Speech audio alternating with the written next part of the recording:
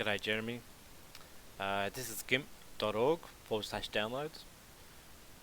Basically, it's a Photoshop mockup which is open source. You can download this 2.10.14. I've already opened up your image that you want me to edit, and as you can see, I've already got Roger Ver and Craig Wright. So it's simple in here. You just basically go to select all and go to copy, and go into this one here and go paste. You just slap that on there, and over here it says floating section on the right hand side for the layers. You select the actual floating section and you go to new layer, and that just sets it in concrete. Go to this one, select all, edit, copy, flip to here, paste, and right over here it says floating section, and then go to new layer. And so now you've got two different layers.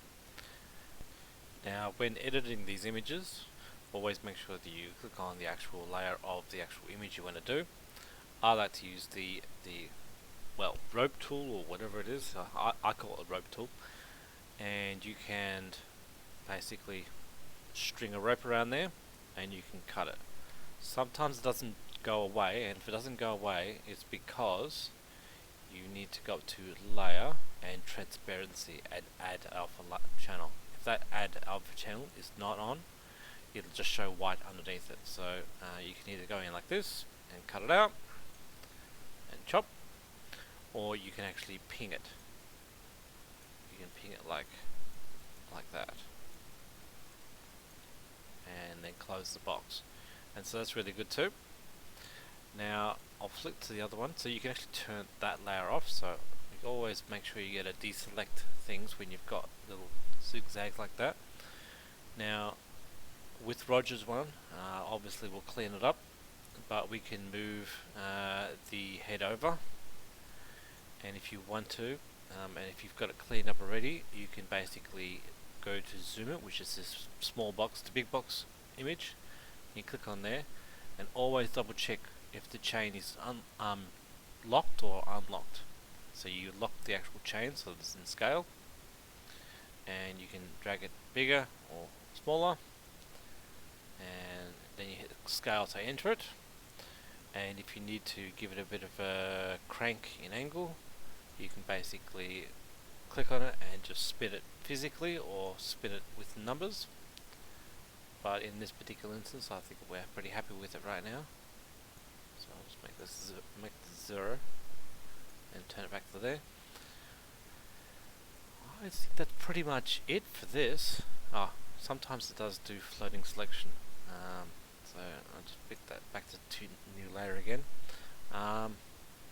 Once that's all complete, you basically go to save it as I think it's an MTL file or something like that. So once you're happy with the actual drawing file that you want to issue, you can go up to File and then go to Export As, and you can just give it a name, and then just go Export, and it'll give you what sort of qualities you want to do. You can basically punch it out the export, and it will just close that image. That's it. It's as simple as it gets.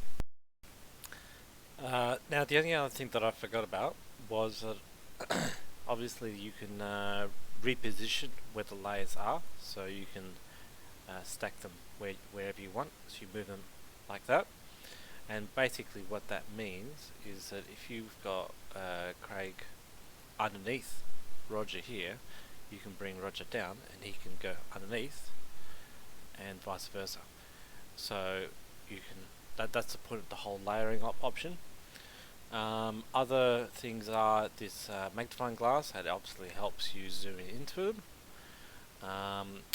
You've got pencils, you've got brushes, you've got the smudge tool, which is always fun, which if you're on this one here, as you can see over on the Craig one, I'll turn Roger off, you can actually smudge the white straight through the grey, so that's good for cleaning and fixing and repairing. Like eraser, text, all that sort of stuff. This is just a selection box which you can which you can do in particular shapes if you want to do that. This magic wand basically means that you can select everything that's a color type.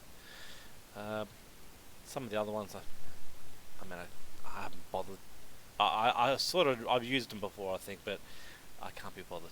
And of course, when it comes to other things, you go and select all your colors in here, and you can also, this threshold bar down here, you can dial that up or dial it right down, and it changes from task to task. So this one here, size of pencil, aspect ratio, angle, opacity, same sort of thing. So that one's just, and this one's here a picker. You can pick a color, so you can go out there and go, I want to pick your skin color.